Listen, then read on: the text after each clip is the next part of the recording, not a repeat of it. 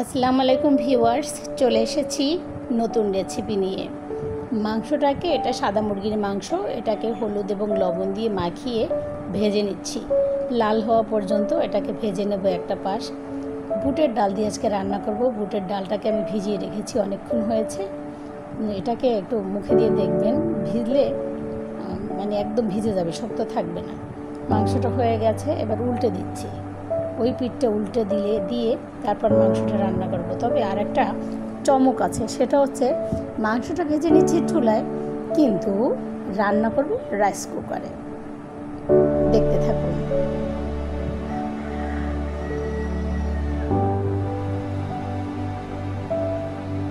সুন্দর করে মাংসটাকে উল্টে দেবেন, মাংসটা যেন লাল লাল হয়। আসলে সাদা মুরগির মাংস অর্থাৎ ব্রয়লার যেটা, সেটা ভেজে নিলে মানে টেস্ট হয়, দেশি মুরগির মতো লাগে।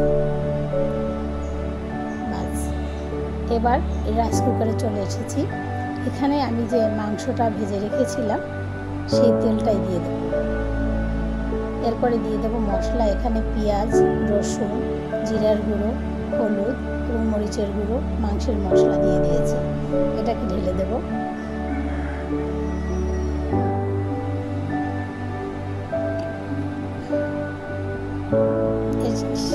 এর সাথে ছাল এলাচও ছিল, এটাকে কষিয়ে নেব। এখন লবণ দিয়ে দিচ্ছি। যতক্ষণ পর্যন্ত একটা ঘ্রাণ বের না হবে ততক্ষণ পর্যন্ত এটা কষাতে থাকবো। কষানোর পরে এরপরে দিয়ে দেবো ডাল।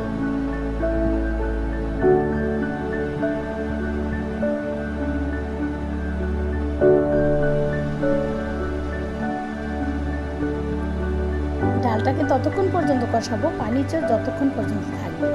তারপরে আবার মাংস দিয়ে কষাবো। ডালটা কষিয়ে নিচ্ছি, দিয়ে দেবো মাংস।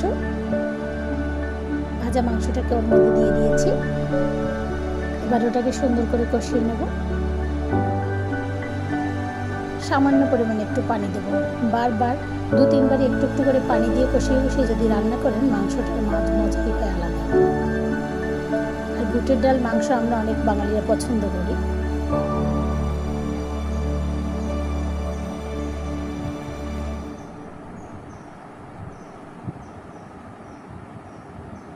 দিয়ে দিচ্ছি পানি।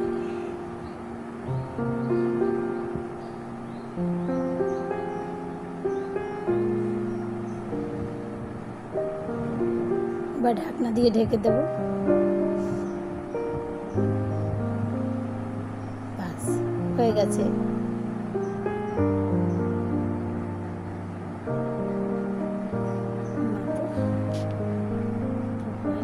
দেখুন, সুন্দর একটা কালার চলে এসেছে, দেখতেই পাচ্ছেন।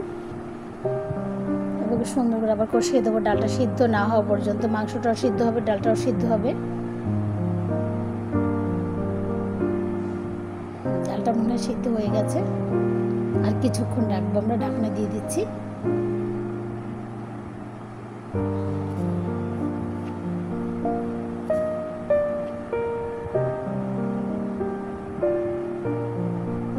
বাস, এবার হয়ে যাবে।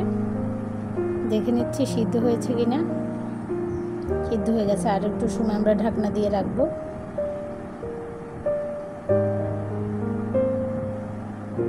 দেখুন কালারটা কত সুন্দর এসেছে।